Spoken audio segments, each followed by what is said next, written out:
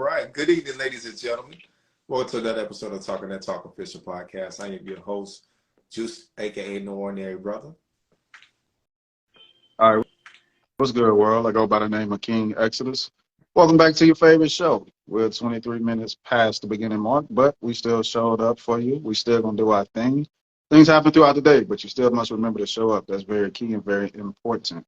Couple of things we'll talk about before we tap into our main topic for tonight. First thing announcing, we have the U.S. debt ceiling situation going on. For those who aren't aware, they just agreed to possibly raise the debt ceiling up $4 or $5 trillion more dollars, which would allow them to do more spending. And out of the spending, they're voting on the Democrats proposing that they're going to cut the spending by 50 to 60 billion, which is not a great amount to cut, taking into consideration $1 trillion in debt, trillions in debt. You have the Republican Party saying, hey, let's cut spending by $1 trillion, you know what I'm saying, in order to fix this situation. So these are the type of things that's going on. And of course, the things that they're going to cut spending on will be the things that affect the American people the most, like health care, Medicaid, Medicare, that's health care, food stamps, government assistance. And these are the type of things that's going to be the first to kind of be a tougher situation for people to receive, right? Things that are domestic, police, you know what I'm saying, the freeways, streets, you know, the actual structure, right? These are the things that they're going to cut spending. They're cutting spending on defense as well, military spending. So it's just interesting how they select where they're going to stop the spending and how these things affect the people. So that's just something you should take into consideration. And one more announcement. You have a company, NVIDIA. They just went on a crazy run for everybody that's involved into the stock market. NVIDIA is actually within the semiconductor space. They design chips, right? Everything that's electrical operates on some type of chip, right? So they have the biggest like chip designing space, and semiconductor space that actually makes the chips would be TCM in Taiwan. Then you had that whole beef going on between China and Taiwan. So these are just things, you know, shouting out, you know what I'm saying? Tech is a very great thing to look into. Juice, I know you talk about it all the time, about getting into tech as well. So just a couple of announcements. My last announcement would be Elon Musk and his Neuralink space. He is pushing this brain chip thing, right? And some spaces is supposedly to help people within like a healthcare space, people that's like paralyzed or things of that nature. So now you got the whole brain chip thing that's coming out, being pushed into the public. So yeah, the spending, everyday lives being affected, debt, and then a push within tech and the AI space that's always going on. So you got it, bro. Oh, man, I just say, man, FDA approved that link. I was like, wow. Yep. If I'm not mistaken, I believe he had already had one of his kids link with the Neuralink in already. So, you know, it's amazing that, you know, he was already experimenting with his own genetics before even getting that FDA approval. But, you know what I'm saying? We always look at it like this, like anything that's dealing with tech, a new wave, or somewhere we can make improvements within the environment or within humanity, people are going to push to try to get it out there. A lot of things, I'm seeing a lot of more documentaries and information even on self-driving cars. Will it, you know what I'm saying? Most interesting thing is the self-driving cars that they plan on doing for auto delivery. So that's something that's going to be very interesting. I want to see how that's going to play out in the future. But I forgot to do the correct thing earlier today where we have comfortable and uncomfortable conversations. All right, man.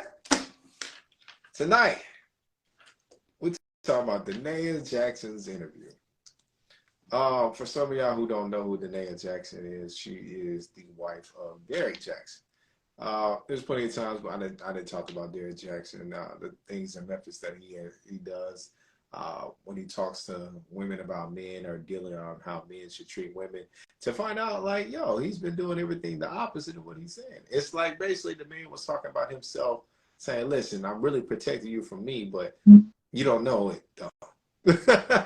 So as that continues forth, his wife is now being verbal, stepping into that light, now discussing the things that went beyond within their marriage, early on to later on now. Man, all I gotta say is, listening to that woman speak, I was mind blown, right? You know, just because I always seen the little clips of her, people want to paint her as somebody crazy or mentally ill, but she was very well spoken. She's goofy. She's charismatic.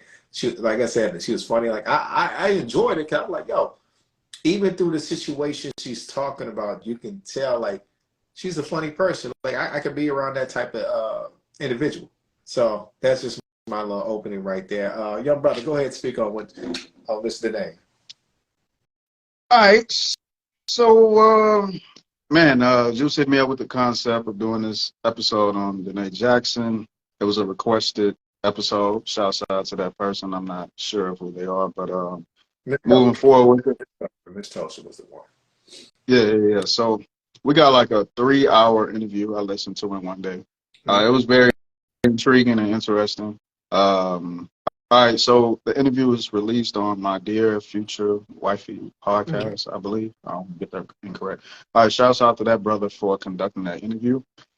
He gave that young lady a space to speak her mind. That's probably the only time she was able to speak her mind on these types of conversations dealing with her personal life.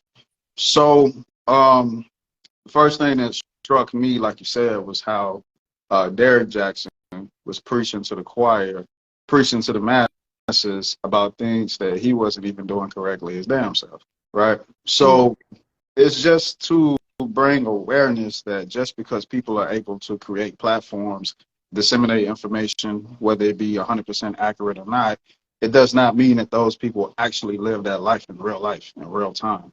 So we just have to be very, very critical about who we choose to follow within these particular spaces and how we choose to conduct ourselves based on other people's energy.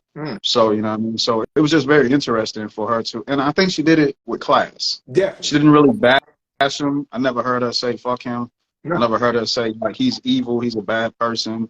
She never told anybody, don't follow him anymore. She just told her story with class. Yeah, it was very, you know, yeah. So shouts out to that black lady for doing that. A lot of times within our communities, if the relationship doesn't work, especially if the man cheat, you know what y'all do. Y'all just tear bro down. You feel me? Like, he ain't shit. You know what I'm saying? He could have fed the homeless people, you know, gave it all to the world, saved 1 million babies. Yeah, but he cheated, so he ain't shit. So she didn't have that type of energy at all. And so I just got to give her credit for that. Yeah, that'll be my opening to it. Like, she handled herself with class. She didn't feel the need to tear him down and build herself up. She didn't play the victim role. There's times throughout the interview she was like, look, I was a willing participant. I was aware of this, I knew that. You know what I mean? So I think she just kept it she kept it G. You know what I'm saying? I got to give her that, you know? So I'll let you go ahead and get that. All right, man. So you said something that was interesting because I definitely wanted to open up with that. Was she a victim or just a willing participant? Because people are still painting her as a victim. But I was like, you can't be a victim when you openly admit you were a willing participant. Now, we talked about this a lot, right? We also talked about how side chicks end up getting graduated to wifey material. She was never a side chick, right? But this is the role we think, right?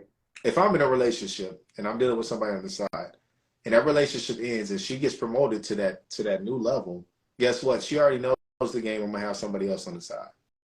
So even in the event when they was breaking up and going through that situation, she said, look, the man was scheduling me in his dates. I knew Monday, Wednesday, Friday from this time to this time period, I could come in, and the other girls coming in, and I was just like, whoa. I was like, hold on. And she openly admitted, hey, I'm a willing participant of this thing. And a lot of it clicked off to me when I remember listening to Kevin Samuels. Right? There was an episode where he talked about, listen, him and his roommate had different girls coming in. And sometimes when girls would see each other, but they already knew what time it was, and they would just look at each other, acknowledge each other, and understand what was going on and go about their day. So I'm looking at it like, wow. That really happened. But I'm going to get real deep into that later on. But yeah, I just want your opinion on that. She's not a victim, correct? Uh, man, you know me.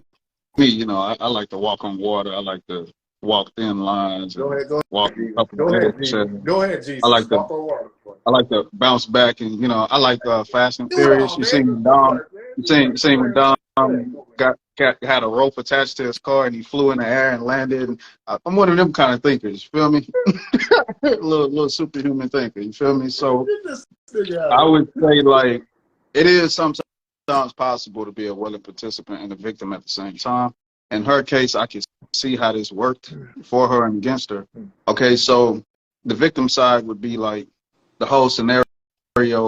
She said like a couple of weeks prior to her meeting him, she was raped, right? Right. And she never dealt with the trauma of rape.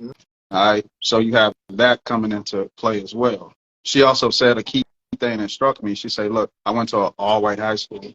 Me going to this black college was the only time I was around black people, right?" That struck me as well. Then she just was like, "Look, I was a nerd. I was a little nerdy, smart girl, and this jock, sports athlete, handsome guy picked me. He wanted to flirt with me.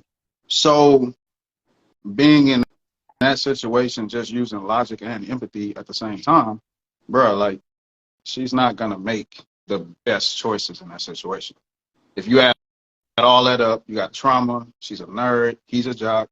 You know what I'm saying? She even said that when we were dating. Now I got attention from people. I got good attention, bad attention. Now she became somebody.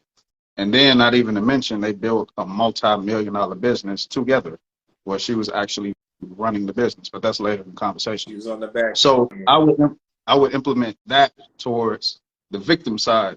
Like a lot of people that build standards and boundaries, they do it over a period of time. Nobody come out the womb saying, "I know my worth, I know my value, I know what I'm gonna stand for, I know this, I know that. Don't play me, respect me." Like a lot of people aren't raised like that. So in her case, I get it. You got this blonde chick, green chick, so to speak, in a situation that I don't think she was gonna make these type of smart situations, so to speak. Willing participant. Yeah, she said yeah. Just certain things she was cool with, certain things she said she wasn't aware of. Uh, just judging it from that perspective of being a willing participant, you know, if you do wrong and I do wrong with you, I can't then say who's of God and who's of the devil. We can't say who's morally intact and who's not morally intact. We both can agree that we both are in cahoots. In order for that to be slavery, the slave master and the slave have to have a relationship. It's sad to say, but it's just how life works. For somebody to, you know what I'm saying, be an entrepreneur, somebody also is an employee. You know what I'm saying? This is just how life works. It's always a left and a right, and there's always two things working together at the same space. So was she a willing participant at certain levels? Yes. But also, I can acknowledge the victim side as well, just based on those things I mentioned. So you can do your thing. Okay. I'm not gonna dismiss what she had said when she had that experience before meeting the man. So yeah, she never dealt with it. She said she never healed from it. All right. Now, one thing I admire about her the most is the way she tried to clean everything without running to social media. She tried to work it out with the man. She was like, "Hey, listen, let's work on this behind closed doors. Nobody, you know." She said she never wanted the attention. Now, I already know I'm about to mention Kevin Samuels. Kevin Samuels always talked about how sloppy men are, right? Okay. Derrick Jackson sloppy as fuck. I'm gonna say it just like that. If you had a woman that understood the things you were doing, but she never opened her mouth, she said, "Hey, you need to clean up. You need to stop doing this. It's already out there. You need to start rebranding yourself. You need to digress. You need to do certain things." And you keep doing it, that just proved how sloppy that man was. Mm-hmm. And I always tell people, it don't matter how good a person looks. A man can tell when somebody's sloppy. A man can tell when a person's lying. Like, it's not hard to pinpoint these things out so much, right? That's why we always say, listen, if a man look good, it don't matter how much he makes. Woman gonna take him out as is, right? And one of my favorite philosophies I've always said that people don't like, but it's really the truth. Women will share a successful man rather than be a faithful fucking loser. any day, right? Mm-hmm. I was on Clubhouse yesterday, man. Yeah, Clubhouse is it's kind of a different world. But let me go ahead and say I was on Clubhouse, Mm-hmm. and there was women on there saying like, listen, no matter how much a man makes his money, I desire a kind heart and loyalty. The man said, okay, listen, there's plenty of men that are homeless that can give you that. Would you date them? Niggas say homeless. And it was crazy how it went from that to like, why do I have to date a man that's homeless? You mean black women got to debate a bit? They're not good enough for somebody decent. They got to date a homeless. I was like, you missed the whole point of what he was saying. But like I said, I'm going back to what I said. Like, listen, women will share a successful man 100% than a faithful loser. You give the woman the world, but if you're a loser, she gonna run over you, right? And back on that case, what I was saying, the man was sloppy. He had a woman who's constantly working, which is she's working behind the business. She's helping. That's another thing we talked about. What Kevin said, he said, listen, your woman's gonna work your business. She worked the business. She dealt with the emails, the contacts, the booking, the appointments. She did all that. That she was like, listen, she was the Phoebe. Like, let's be honest, bro. She was the Phoebe of that relationship. Never talk about the high value man having a woman that works with him, that helps build up the relationship, build the business, take care of the kids, and try to keep him intact, make sure he's not doing anything that's going to jeopardize herself, the family, and the future. He did all that shit. And they always say, and I'm going to leave it at this, the biggest players tell you what you want to hear. And that's all he did for y'all. I digress. Okay, all right. I see. Move, jab in, move, walk out. I see. All right. Quick commercial break. Make sure you tap into that YouTube channel, Talking That Talk Official Podcast. All right, back to business. Yeah. So I want to go back to that whole philosophy of the nerd and the jock. Like, a lot of people really don't understand that dynamic. Like, it's something critical about new exposure in relationships. Shock value to women sometimes was just like drive them crazy. You introduce them to something new. It could be like a new experience, new place, new vibe, new sex experience, new sex position, new something, right? New treatment. It just, it raises the arousal. So I'm not saying homie was just a complete mastermind, because I don't know that or not, but taking that into consideration, a lot of people aren't going to make the most logical decisions if you put that nerd and jock scenario in place. And it could just simply be like a person of lower value and a person of higher value. 9 times out of 10, that person with the lower value or lower status, whether they're male or female, they're going to be more attached to that relationship versus the person with the higher status and higher value. Because no matter if they're losing in one area or 2 or 3, they're still winning in like 4 or 5 areas in their logic, and sometimes even in reality. So I just have to put that on the table for people that want to attack her just on, look, she knew. So even when love don't cost a thing. Opposite. Right. So it's just very selective how we say, look, opposites attract, and then when the opposites attract, then we shit on the scenario when you go left. Like, you got to remember the shit that we say, right? So after the college, even in the college relationship, she said, look, I went through dude's phone. I saw videos of him with other chicks, the whole 9. And she was like, she was just crying in the closet sometimes. He'd catch her in the closet crying, and she'd be like, I'm crying about a family member or some shit like that. It's like she hit it. She always mentioned her dad. That was interesting when she said that. Right.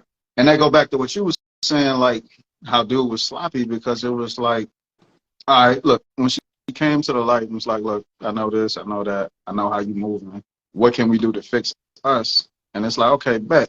That's what a willing participant come into play, because she's still saying, like, I know you. Like when, fellas, when you have a woman that's like, look, I know the real you, and I can still rock with you, you got to make smart decisions after that. And in a certain space, she's kind of telling you, even if you don't fix it 100%, I still know you, so I'm willing to work with you. Just work on us. Don't fuck that up and take advantage of that. Like, don't do it. You feel me? Because at that point, now we just operating off just pure lust and greed, and that's not what we want to push as men. Feel me? So going back to the nerd and jock situation, we have this thing that even the Godfather spoke on, high value men. Even if we look at the rules rules and the regulations to him being a high value man, she played by those rules as well. 100% she did.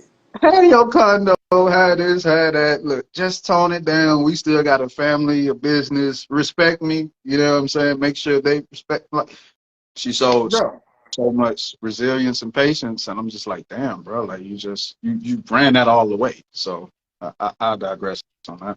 Nah, man, I was telling you, like, literally, the whole time she's talking about their relationship, I was just remembering Kevin Samuels, like, a lot of his video. I'm like, yo, they actually fell into that relationship type. The whole dynamic, 100%. Yeah. But that's why I said, like, people didn't like what I said. I said, listen, if Kevin Samuels alive, he'll have a field day with what just happened.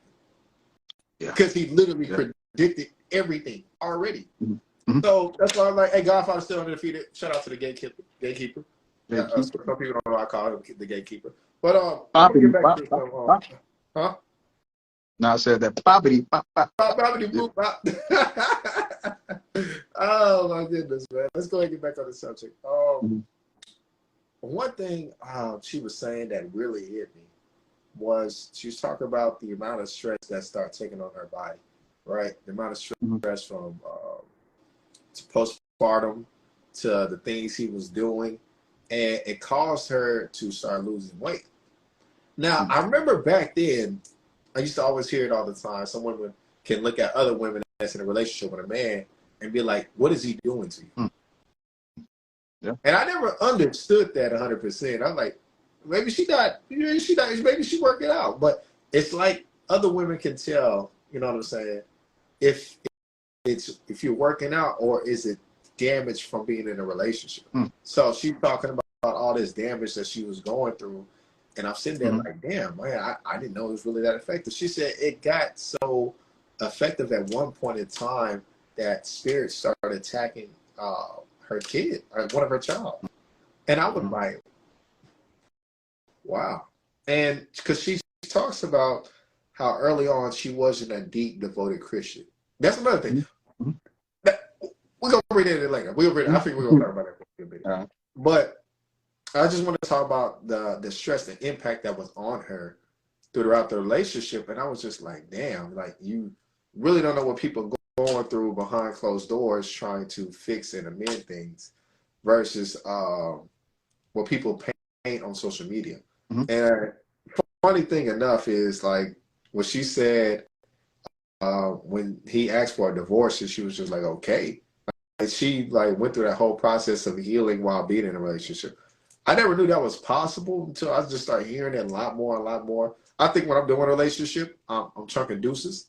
But it seems that some people will really heal in a relationship while still being in it until that time comes for or the right time, and then they can leave. Facts. Yeah, you nailed that perspective. A new perspective I could throw out there is a lot of times within the Black community, we look at like women with the higher divorce rate as far as filing divorces, over 80%. We look at these type of statistics and we say, look, it's the woman that's leaving more than the man, right, quote unquote. But within this situation, it just brings a new light to the table. It's like, look at what all she endured before technically she wasn't even the one that split up her family. Yeah. She never left. It was him. He got busted when he did it. That was foul. I'm not gonna lie, that was a foul ass move. He literally got busted and then told her a day or two later after it hit waves, I want a divorce. And you literally can check the dates from the time he got busted to the day he asked for the divorce. I'm like, yeah, you foul, bro. Right. So it's just amazing, you know what I'm saying? Because like I said, we often say like, look, the woman still shouldn't split up the family, and it's not saying in retrospect that whatever we do should be acceptable. That's not the saying either, but it's still a push like, hey, don't leave your family. Like let's do what we got to do. So she went through all that. She tried to keep her family. She left. She allowed them to come back. She left. Allowed them to come back. And one thing that hit me is she was like, through every traumatic experiences with dude, there was a baby being born around the same time. She was carrying the child. I'm trying to remember, what is it called when people are having kids out of like situations like, I forgot the name of it, man. But no, go ahead. Right. So I would say, as men, especially as black men, we have to be aware and conscious of these types of things. Like, even if you just a radical and you just can't stop your shit. Look, once a woman tell you, look, she's conceiving, stop your bullshit, because now we can tap into the epigenetics and the passing on trauma through the DNA and all these types of things. So whatever we put her through while she's conceiving, especially, but whatever we put her through, period, is already being coded into our future children. But especially while she's conceiving, like, let's fall back Right. on the bullshit, at least. If not no other time, at least that time. So it was just amazing that every time they was confronted with a new challenge within a relationship, she found out she was pregnant. Mm-hmm. So once again, shouts out to the queen, shouts out to her, because she could have easily took the route like, look, I built this brand, I ran an operation, I got kids, I got the last name, I could just leave and cash out. Fuck it, pay me alimony. Acrimony, what's it? Acrimony, alimony, whatever. Phony, baloney. Who right. cares, man? Let's go. Pay me. She could have easily just say, look, fuck it, pay me, put them on child support, hey, done deal. Been on social media, look, single, on to the next one. And then we would be like, being like, oh, she's wrong for that, because now why she need that much money per month? Like, she didn't go that route. So shouts out to her. Also, I would say, like, other women, it's hard to say this, but it's kind of true. Like, other women shouldn't look at her decisions and experiences and say, look, she was a fool at the same time, because while being foolish, she still showed like a certain level of like putting family first. And that's something that we lack within our community. A lot of times we put ourselves first, even if we don't realize it. We still choose ourselves first, and self doesn't come before the family unit and the family household. Be it so that hopefully within the best situations, we're in relationships where the other person is thinking on those certain guidelines like we are. So I just had to throw that in there. Yeah, she didn't just choose to split up the family and run like most women would say do. So you got it. No, man. Like I said, I commend that woman for a lot of things she was going through. And honestly looking to push through, just hey, you know what I'm saying? Dudes can't get right, as they say. Like I said, even on my end, I'm gonna say I think Kevin would have bounced for like, yeah, leave that dude. After all that, I believe he would have said, he would have been like, no, yeah, she can leave. Yeah. He would have vouched for that 100%. So good job. Yeah, good job. My good and thankful servant. Yeah, you did all you can done. Yeah, you did all you can do. Like, your person ain't get right. And one thing I do like about when she was looking to get the family back together, she finally start understanding. She kept saying, "What are define?" Because she kept saying define a lot, like boundaries, like define certain things. And I was like, "Oh, that's really interesting." Right? The fact that when certain words was going to ask about, she's like, I need you to define it. And the man had to go into specific details about certain things for her to understand, for her to be able to connect, to get the answer to it. So before then, she didn't really have boundaries. So I was like, oh, shit. So she really didn't negotiate anything. Technically, everything was just still left how it was, because even before they got married, they said they were off. You know what I'm saying? He ended up calling the mom. The mom ended up getting saying, hey, he just called me saying he wants to marry you. And she had, this is what we call the Disney fantasy of life. She even said, like, yo, I finally got everything I deserve, all the bullshit I went through, all the women he went through and all that stuff. I'm the one he wants to marry. So she thinking everything is all good, but like I said, if a person has participated for so long in a man's activity, they think because they get the final reward, the key, the title, last name, things are going to change. Why would I need to change if you already accepted everything? He even asked her, like, well, y'all official? Like, well, define official. Like, so y'all ain't never said y'all was boyfriend or girlfriend? He's like, no, it was more so like, we got back together, so we're just going to make this move. I'm like, man, Uh, one of the best things that gave me, like I said, I'm gonna relate Kevin Samuels to a lot of this because he laid his Mhm. focus like very well. He said Mhm. you have to define everything in your relationship. Mhm. He said, listen, if you're dating for marriage, say it. If you're dating Mhm. with this, say it. If you're going for this, say it. Define everything so it's a clear communication between you and the other individual so there's no confusion.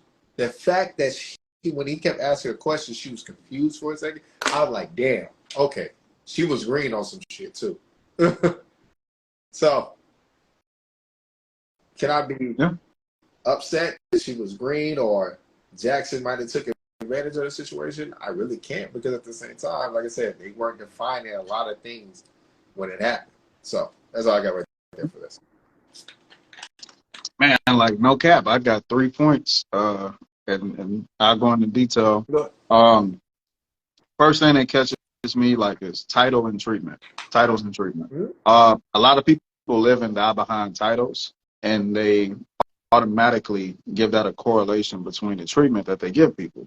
A lot of times it's trash, honestly, right? So I'm looking at it like, look, if it takes a certain title for you to treat a person in a particular fashion, that says a lot about how you feel about that person. So I mean, you have guys and women that will treat somebody that they're not official with 100% thorough. You know what I'm saying? Like communicate, tell them this, tell them that. You know what I'm saying? And then you have people that could be married and fuck over their marriage partners. Like it ain't nothing. Feel me? What Pinky said, he said, look, I got a girlfriend and a wife on the side. Don't shoot me. So titles and treatment, it's not always a correlation. So even when she said, look, when they broke up, while she was leaving, he had another chick coming in. I was like, damn, bro.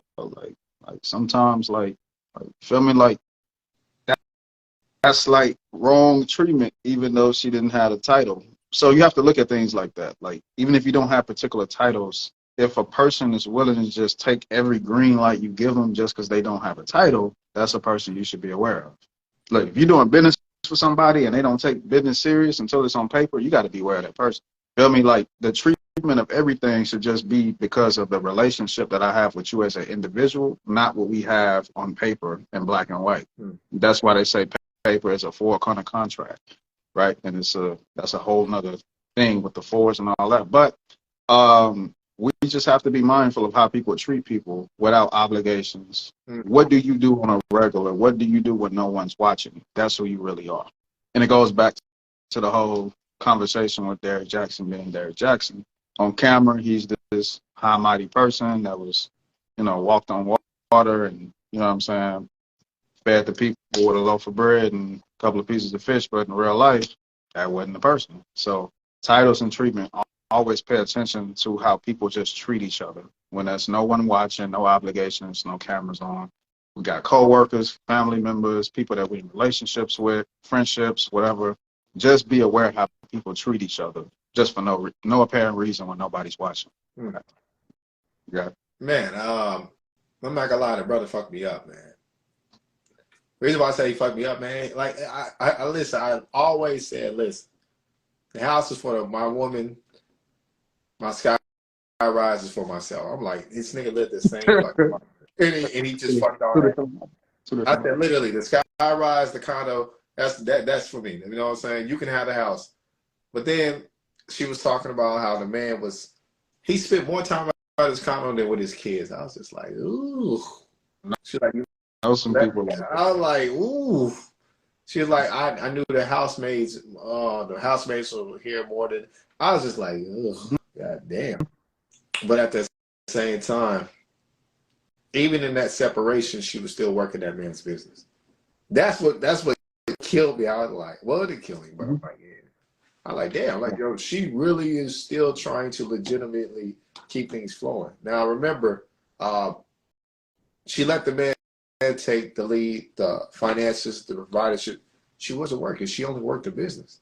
I do understand, like, when it's all said and done and the divorce happens, she gonna cash out. And she gonna be good. Real good. There's evidence and everything that backs up her working that business since they started. And I love how she said, hey, look, do you believe things you say? And I was like, yo, how is it that you already know everything, but you still here? Like, I was like, man, look, what the what the hood brothers be like? Hey, listen, I need a bitch to go ride for me, wrong and right, da da da da da da. Hey, listen, man, she did all that, bro. It did well.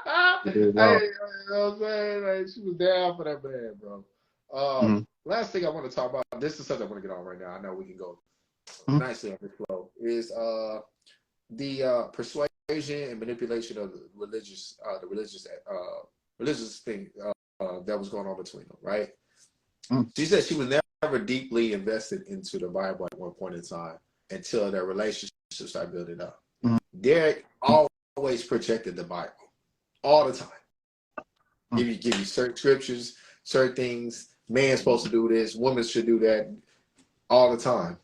When she got more equipped with the spirituality, went through the healing, and she started being around pastors and ministers, she got so well equipped with the Bible that he could no longer use that against her. I want y'all to understand like how somebody will use certain I almost want to say entities somewhat or some type of structure to bound you to it and not understand it. But then when you understand it, they can no longer use it against you. So man, I just want to talk. That was deep for me. Like I was like, wow. Yeah. Yeah. Knowledge is key. Knowledge is key. Once you gain knowledge, it should put you in a different type of thinking space, and that space should give you some type of power. So where now it's harder for a person to like pull wool over your eyes because now you have Exactly. access to information. One thing I can say, um, it's sad, you know, but it's true and it's relative. They both were in their youth, majority of this time. 19. 19 years old, they met, you know what I'm saying? So all this started firing off around like 28, something like, well, they got married around, what, 27, I believe. That was ago, like 9 years or so prior to Oh marriage. yeah, man. I mean, we skip some parts that I'm gonna put back in there. But yeah, yeah. Right. So, you feel me? Like, maybe first or second serious relationship, 19 years of age, college Yeah, that was her students. first. Yeah, that was her first. Yeah, there's only so much we can expect from both of them. You know what I'm saying? That's one thing I can't get both of them. Like, not a lot of times your first swing is not your best swing. Second, probably not even your best. Probably not even that much better. Third, what they say, third time's the charm. Look, in real time, a lot of people go through multiple relationships before they get it right, multiple experiences before they get it right. Right. So, yeah, I would implement that factor. Look, yo, they was young, and to be young and still amass $1 million empire, right? Produce children not out of wedlock. Well, maybe the first one was out of wedlock. I I can't mean, remember. They they got got married married around. before. Yeah, yeah. You feel me? So a lot of people just highlight their failures, but I have to highlight the successes as well. Like we don't see too many black couples doing that, building an empire together, staying together throughout the chaos, right? And still doing this all throughout their youth. So sometimes this is just how life works. Hopefully they both can learn and grow from this, use this as a catalyst to be better individuals within future relationships. And sometimes it's just how the cookie crumbles, you know what I mean? Yeah, feel me? Sometimes that's just how the youth works. That's your learning experience. That's time for you to grow and develop. So now, if you're still doing the same shit that you was doing throughout your youth relationships and your current relationships, now that we're all in our 30s, okay, like we might have some problems. Might got a little bit more work to do. You feel me? So I just have to put that on the table. They both was young, so I mean, give them credit for that. oh no, no. Hey, listen, you get the credit for that at the end of the day. Like I said, because at the same time, uh, we understood when he got exposed, he was doing a lot of stuff to cover his ass. Mm-hmm. Right? She said she did a video and he came out of nowhere, like, all right, we're about to do a video. I gotta apologize, you know, everything. Listen, body language tells a whole story. Mm-hmm. Whole story. Like the way she was looking at him, like it's after you had the clarity of what she's been doing in the background the whole time, and then the cameras finally on her. She said she never had camera etiquette. If you rewatch that video, it told the whole story. You can tell. Yeah, you can tell. Yeah. He said he tried to a PR stunt, like how to get these relationships back. Like what should they do? He said they had got the person with Kobe. They're trying to get in contact with the situation with Apple and Kobe. Well, he was showing her videos of how he was trying to teach her how I can't think of her name, how she handled the situation, rub his arms, like rub on shoulders, and let him know it's okay that we're gonna be working through this. And I was like, yo, if I didn't know anything, I think brother a little bit narcissistic and a master manipulator at this point. You know what I'm saying? Like I said, I always get my tops off for the fact of trying to make that relationship. Man, look, I ain't gonna lie, bro. At the end of the day, I got respect for the woman, 100%. But at the same time, I also look at Derek as like, yo, he showed you who he was the whole time. That's just the part. That's just like something I gotta throw out there. Bro. That's why I talked about when you. Okay, remember you said it's the first relationship. All right, so there's the key points where people don't understand. If this is her first relationship, and all those scenarios that's happened all the way before up to you get married, it's not going to stop because it's already continued till that point. So that's why I said, like if a man can get a golden goose, I'm gonna call her a golden goose. If he can get a golden goose like that, Lay them eggs. He's gonna get that. He's gonna have them kids, and he's still gonna do what he want to do. Lay them eggs. Bro, and that's whew, let me be honest. That's some shit niggas are gonna go after. I'm gonna be honest. Niggas is going after that 100%. She never wanted the limelight. She lets you lead. She lets you do all that. She's feminine. She's submissive. She's cooperative. Bro, you gotta remember her standards and boundaries didn't even change until after you can fuck it up. When y'all got married, she never knew what it was. That's what it's like. She said she would study other females on how he had sex with them to try to please him. I said, "Ooh, fuck." Man, you know what I'm saying? I had a little petty moment.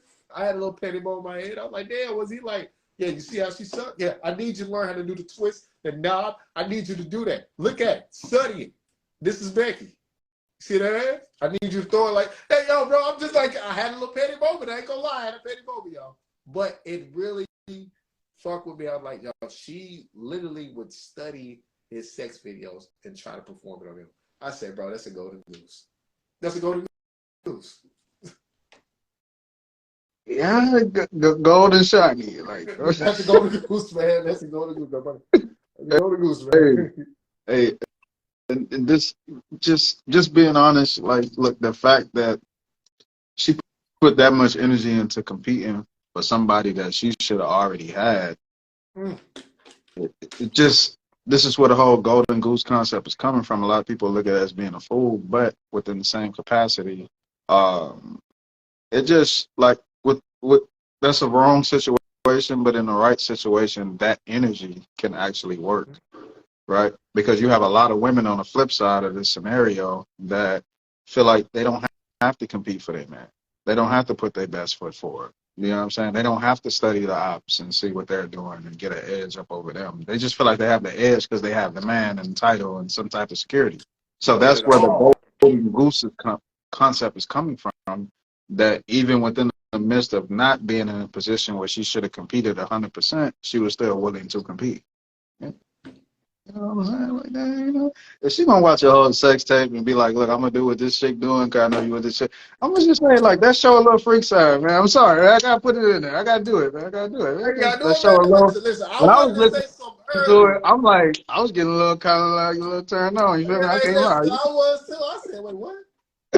I see you was watching that and trying to mimic that shit. I was asking myself, was she participating in it? You know? Yeah. I mean, that kind of raises the question. That really, you feel me? But we're gonna be political tonight. Man, listen, I got some. Back to the political. I got some shit to say. Back to the, I got some stuff to say about that situation. Like I said, any woman after the episode. Yeah. So one thing I admire as well that homie took for granted, like you said, you find a woman that's willing to allow you to work, right? Even though you off the clock. You still got to work. You still got to study. You still got to promote your business, your brand. She gave him space. He had a condo outside of the mansion that they lived in. Like, let's not take advantage of that. A lot of men fight just to watch sports without being distracted. A lot of men got to go to their man cave. They got to live in the garage, you feel me, just to get some space. They got to turn their phone off or, you know what I'm saying, talk to their friends in the bathroom just to get some space. They got to not see their family as much, you know what I'm saying, because they can't get no space. And then you have a woman giving a man space, all the space that he needs to fully facilitate his business and operate as an individual, and he took advantage of it. So the moral of the story is not, see, this is why you shouldn't give men space. You know what I'm saying? Because this is what they do with it. The moral of the story is give the right space to the right person. Let's not be toxic. Sometimes you can try to respond to toxicity with toxic behavior, and that's not fixing the problem. That's just keeping you equal with the negativity. So give the right person the right space, and let's just see how we move and grow as families and as units or whatever. So I just had to put that in the mix, man. Yeah. Get the right man in the right space, he can conquer the world and still take care of his family. You get a wrong man in the right space, you're gonna fuck it up every time. This is how it goes. Right. And listen, to my future wife, you know, if I get married or whatever, I'm gonna have my sky rise. You know, you gonna have a house. I don't care what that man did. I need my space. I don't care. I'll be home. I'll be home 6 days a week. Hey, but on Sabbath day, that's me. All right. Oh my God. All right, one of my last points, man. Shawty say she never got her get back. I don't know. I ain't never seen a woman in history that ain't never get her get back. You feel me? So she says she used this one dude in college.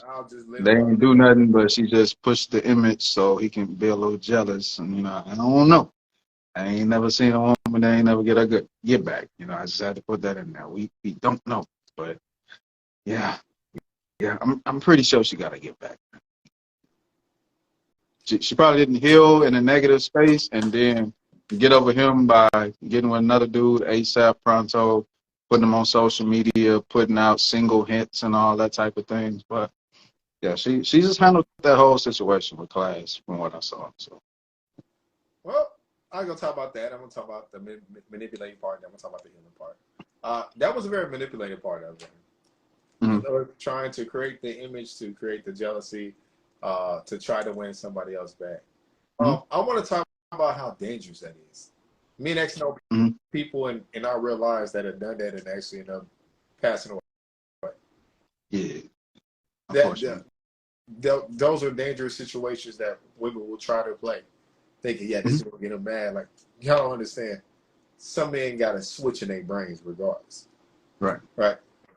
So even though everything I heard I liked, that little tiny part said, okay, there's something planted in her mind that means more to the eye than what she's projecting. Even if it was just for that little tiny piece, that little idea sparks anything else. So one of the things that she said that caught my attention, she said she was seeing 3 therapists for like 3 months each. 3 therapists. I said, wow. Yeah. She was committed to turning her life around, giving it a new direction, improving until she was able to get one. I want to commend that type of effort, right? Most of us just look at, we get one. She said, no, I went to 3 till I found which one's best for me. She said she would tell them stories, and each one of them was able to pick up things that she was missing in each story or ask her certain questions. I said, okay, they were on it. Because that means she's getting rapid results or rapid clarity. She's getting things faster than the normal person who's only getting one therapist. So after that, like I said, she went through the healing process. She started going into ministry. She started doing things of that nature. One thing I love about how goofy she was when talking about the Bible was like, yo, how are people calling me crazy? I'm reading out the same textbook you claim to be a part of. And I was just like, yo, this is what we talk about. But see, we had we had did an episode a while back, and it was called extreme religion versus like normal Christians, or like extreme Christians versus regular Christians, right? They would put her on the extreme level because she had studied it. To the typical person just saying you're a Christian, that's good enough, right? They nitpick certain scriptures. They memorize by heart. They know which ones to tell you. But the extreme ones are the ones who read from front to back. Right. And she has done that. And now I was looking at some comments that were like, yo, she's going crazy. She's casting spells on people. I was like, yo, this is how fucked up the world is. Right. You get somebody who has the same representation of you, but you're calling them certain things because they actually are practiced. She actually talked about when she was learning, she didn't know how to practice it thoroughly at one point. It'll come out hard, and then she was like, okay, I gotta learn how to clean it up. Okay, but she was so devoted into practicing it. After I was just like, yo, I gotta just give this woman credit. Some of us just read certain things and just leave it alone. She said, anti-red sundown, practice it. Anti-red. It came off rough a couple times, but I got it down now. But I was just like, that shows commitment. Yeah. And just backing you up on that one, a lot of people play around with religion until people actually practice it and show the devotion. And it's just really weird within society that we want people to believe, but when they actually believe, we call them crazy. Like, imagine we say, hey, we talk to God every day. But let somebody say God spoke to them back. They lock the person up, put them in a straitjacket. This is how it works. Everybody's looking for the divine voice of God, right? But when somebody say, look, God spoke to me, lock their ass up. That's not how that should work within society. You know what I mean? Like, that's not how it should be. So yeah, she said, look, I was fresh into it, so I was on fire. Coming from even like a culture outside of religion, look, if you fresh into the street life, you're gonna be completely out of control and active because it's new, it's fresh. You need rank, you need stripes. It's new. You getting adrenaline rushes. This shit is, you on fire. You killing it. You fresh out the porch.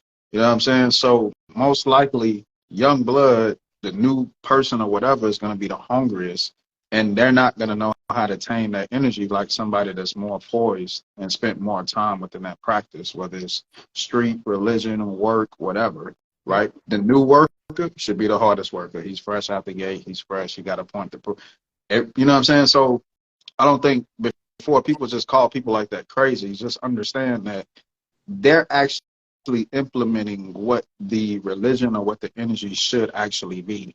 You're more poised because you spent more, you was raised in it, and then you had time to differentiate between what's real and what's radical. Some people are just devoted. When Malcolm X was living, he was overly devoted into Islam. So some people might look at him like, bro, tripping. Like, he really reading this shit and following it 100%. Yeah. Like, you really, like, when you tell people they not supposed to follow what they following 100%, you got to look in the mirror and be like, am I in there? You know what I'm saying? Like, you give somebody like a child. That's just like a child. You feel me? You teach your child a lesson. They actually can learn it, feel it in real time, and then they turn around and they'll check you on some shit. You're like, oh, whoa, hold on. That's when we hit them with, hey, do as I say, not what I do. No, fuck that. You taught them the lesson, and now it's fresh on their brain. They fresh into it, so they gonna live by it 100%. So that's what she was doing with the whole religion and spiritual thing. Like, she said, instead of cursing people out, I just read Bible verses, and then people call her crazy for reading Bible verses instead of cursing people out. So look at what society is saying. Society would rather say, hey, for her to get on camera and say, fuck y'all, versus just give you a Bible verse. So we got to be careful at what we ask from people as society, right? So we can't push the whole God side, religion side on one side of the spectrum, and then call people crazy when they don't become. We can't make negativity the norm, even within the religion space. So, Yeah, that's the like Old Testament, New Testament vibes. Old Testament is strict, 613 laws, I believe, or 713 laws, and then the New Testament say throw the laws in the trash. Hey, You throw just the got laws in the trash. we ain't got to It's a do new time. that. We Yeah, gonna make this easier for y'all. You get 10. make it easier. Yeah. You get 10. Hey, I'm done, Hey, man. I'm done, man. Hey, yeah. good job. Man. I like this. That's why I do this, man. We'll make it simpler for y'all, man. Yeah. Throw your books away. And listen, Um, it's like going to school. They get all the books there. They're like, hey, throw your books away. I'm gonna teach you what I want to teach you. There's literally like, y'all don't understand like how the world operates. It's just like when you become more conscious of things, you become more quiet because you don't really know the way things are gonna happen. So you gotta react when you gotta react more calmly, more poised when situations pop up. So I say it like that. But no, other than that, man, that's good. Like I said, I'm gonna keep it clean, man. I know I did a little profanity earlier, man. Like I said, I'll curse for you, man. Just tell me your curse word. I'll say it. Man, the next thing I'll be like, listen, man, you know what you do when you get a woman like that? Yeah. You know what you do? Yeah, beat that shit.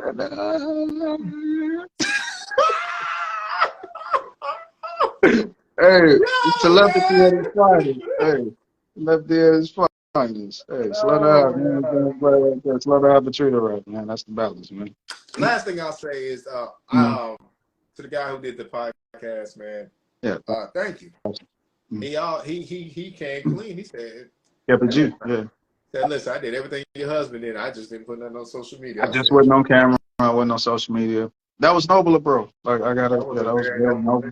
He wasn't man bashing. He just really gave her a voice, and he kept it G at the end. And then he said, "Look, I divorced my wife because I was so full of my shit. I just let her go."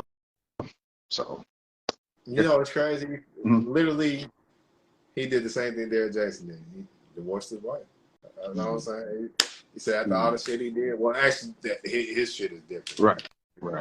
Like, he different. But no, man, I'm good on the episode, brother. Unless anything else you want to bring into play. I know. I'll also say beware of men. Let me say that.